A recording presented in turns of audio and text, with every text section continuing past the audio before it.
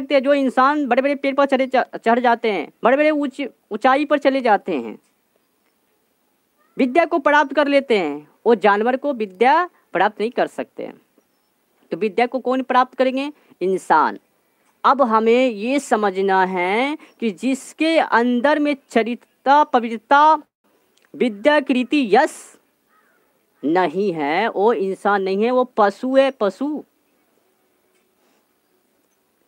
मतलब मूत्रम प्रतिदिन से कीड़ा, वो प्रतिदिन मलमूत्र में खेल रहे हैं, कीड़ा कर रहे हैं, हाथी के जैसे।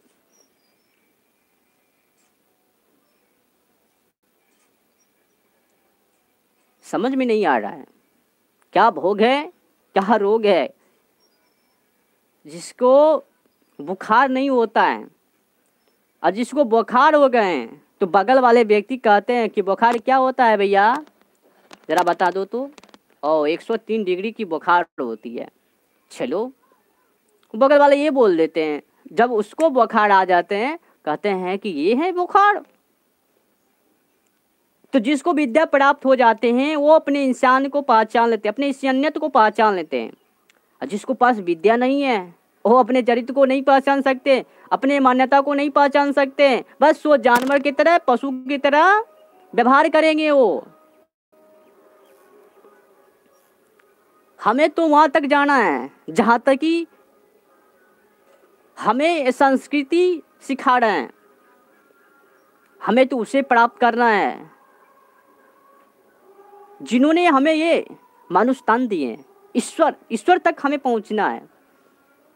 आप जो क्रिया कर रहे हो, क्रिया करते हुए ईश्वर को नहीं प्राप्त कर सकते हो।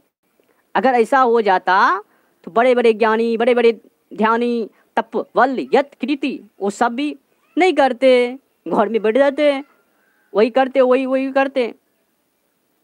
अच्छा बताओ, अगर किसी वस्तु में कीचड़ गिर जाए तो कीचड़ गिर जाने का परिणाम क्या होगा? जिस वस्तु में कीचड़ गिरा वो भी कीचड़ बन गए।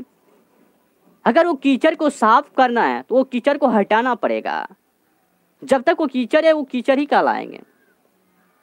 अगर अपने इंसानियत को पहचानना है तो आपके अंदर जितना पशुताएं हैं, वो पशुताओं को निकालना पड़ेगा। तभी आप भोग से बच सकते हो, तभी आप ईश्वर को प्राप्त कर सकते हो। आपके हर एक कण कण में पशुताएं समाये हुए हैं।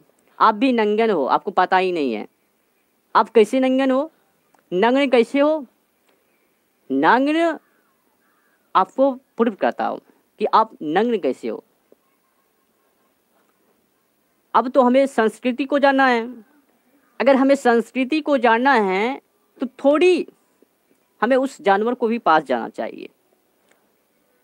अगर कोई जानवर घास को ग्रहण कर रहे, खा रहे हैं, तो समझो कि वो काम कर रहे हैं।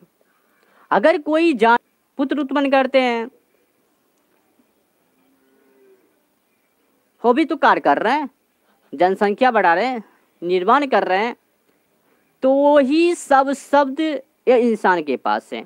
अब देखो ना कि वो जानवर के अंदर पवित्रता नहीं है, कृति नहीं है, वो सोच नहीं सकते हैं। बस कमाया खाया वही वही वही हो रहा है उसके अंदर, उसके कामों में। इंसान के भी वही हाल है, बस कमाया खाया पिया, बस हो गया लुलु लुलु पुल। जो काम कर रहे हैं फिर वो क्या कहेंगे, ना कमा के देगे ना तो तेरी भक्ति पुर।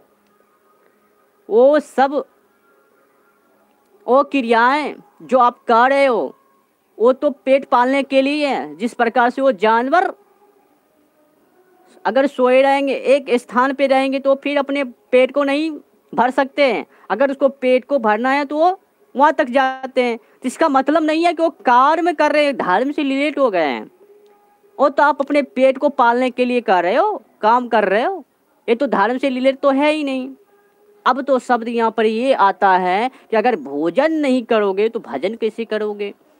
चलो थोड़ा और आगे जाते हैं। तो पहले तो आपको यो समझना चाहिए कि ये संसार में जो भी वस्तुओं को देख रहे हो और मनुष्य के लिए और कुछ जानवर के लिए, कुछ उसके लिए, कुछ उसके लिए निर्धारित किए गए हैं।